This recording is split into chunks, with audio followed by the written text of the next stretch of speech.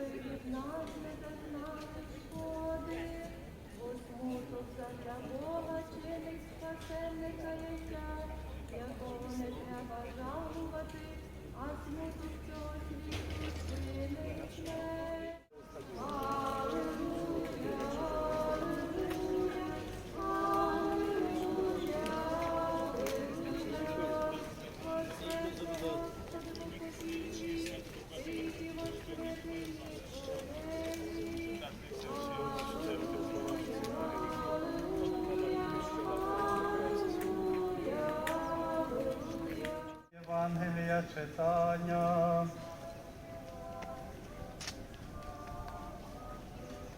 Будьмо уважні.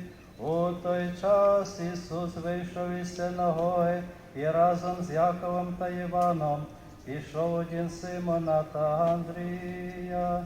Симонова теща лежала в гарячці, і йому негайно сказали про неї. Він підійшов і, взявши її за руку, підвів її, і покинула її гарячка, і вона стала їм услуговувати. Як же настав вечір, по заходу сонця почали приносити до нього всіх недужих та біснуватих.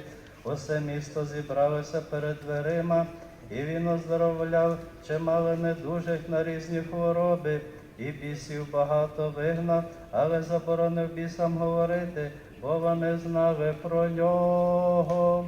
Уранці ще геть за ночі, вставши, вийшов і пішов, і на самоту і там молився.